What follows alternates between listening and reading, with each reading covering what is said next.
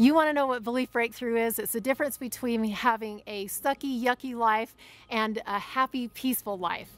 So if you want a happy, peaceful life, then you've come to the right place. I'm going to teach you all about belief breakthrough. Hey, this is Wylene Benson, and today I'm going to be sharing with you how to break through your limiting beliefs and what is belief breakthrough. In our last video, we talked about moving from a negative situation into a positive situation. And so this is kind of just like taking the step further. What do you do when you're in a negative situation and you want to move to positive? And belief breakthrough is a really great way to do that. Belief breakthrough is just identifying some sort of limiting belief, a belief that is limiting us, a belief that's maybe keeping us in a negative space. And the way that I love to do that, and it's super easy, is I notice my emotions. If there's any kind of emotion that I'm feeling that is based in fear, like anxiety, doubt, fear of failure, any kind of fear, then that is an indication that there's a limiting belief at work. So identifying the limiting belief is the first step to being able to break through it. It's really important that we identify these limiting beliefs and kind of get them out of here and get them out on the table so we can look at them, because while they're in our brains, in our emotions, in our bodies, whatever, it feels like it's true and it feels like it's rational. But when we get them out and look at them on paper, they're things like, I'm stupid, I'm not good enough, I'm not worthy, whatever. There are all these different things that when you look at them from a divine, eternal perspective, it's like, that is so ridiculous. That would never be true in anybody's world. So getting them out and looking at them on paper is the first step to getting rid of them, because we can look at them rationally and we can say, is that really true? Is that really true about me? No, that's not true. I'm not stupid. I actually am really smart in a lot of ways. I'm very intelligent, and there are certain ways that I'm smarter than other people. It gives us an opportunity to really look at them and see what is really true. And belief breakthrough, I have found to be the most reliable way to address these old, outdated, ridiculous beliefs and turn them into something that will serve us, something that will actually help us to grow and to become the person that we're really meant to be. So what if you have a belief? What if you get that belief out on the table and you look at it and you're like, well, that really is true. I actually do believe that about myself, and I have tons of evidence to support that that's true. So the first question that I would ask is it absolutely true that in every case, in every situation, that that's true about you?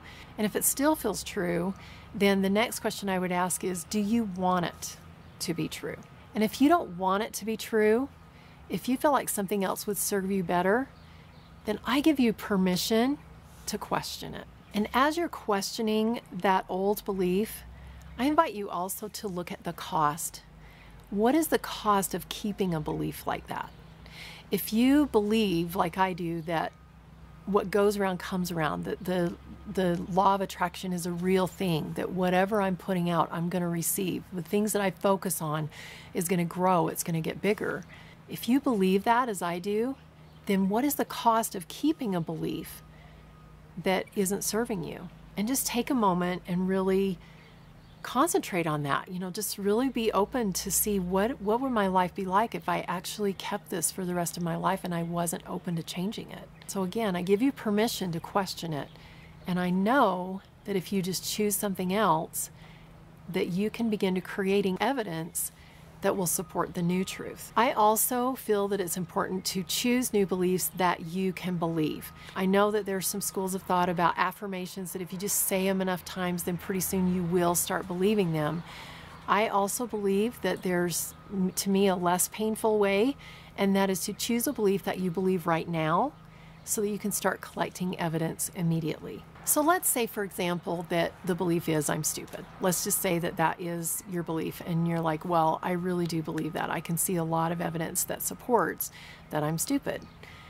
But when you really look at the cost of keeping a belief like that and you see it playing out over your lifetime, you realize that there's a lot of things that could be created that from that belief that maybe you're not willing to receive, maybe you're not willing to tolerate. So I invite you to choose a belief that is higher.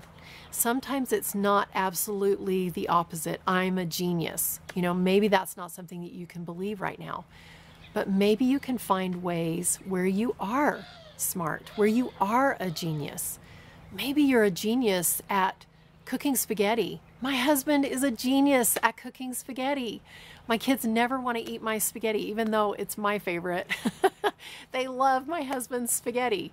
And so he's a genius at that. So find something that you are a genius at. Find ways that you are beautiful.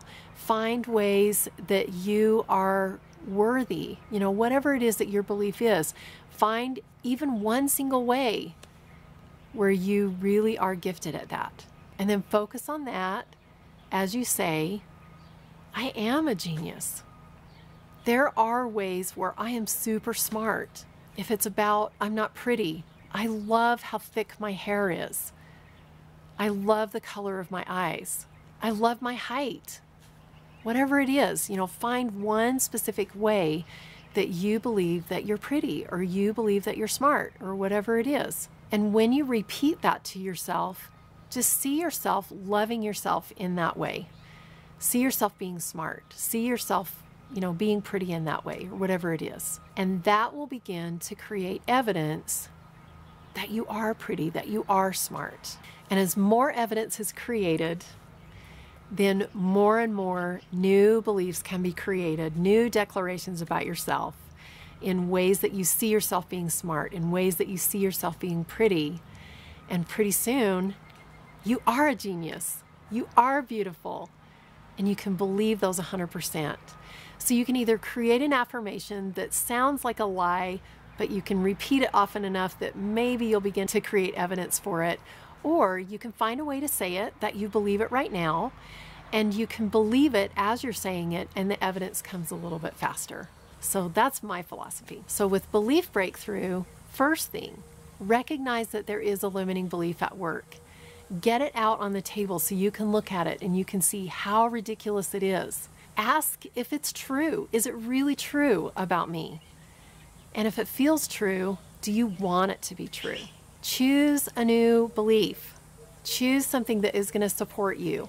Choose it in a way that you can believe it right now so that you can begin gathering evidence. And then once you have that evidence, you'll be able to state proudly and proclaim that this is who I am and I believe it. And as amazing as it sounds, once you do those 4 steps, then all of a sudden everybody around you will begin to see you as that person. They'll begin to show up differently for you.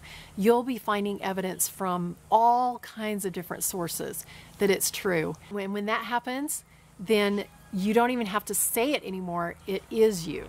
All right, so I want to know, how many limiting beliefs did you come up with? And did you break through them all? Because you're on your way to this happy, peaceful, awesome life, and belief breakthrough is the answer. Be sure to subscribe and comment below.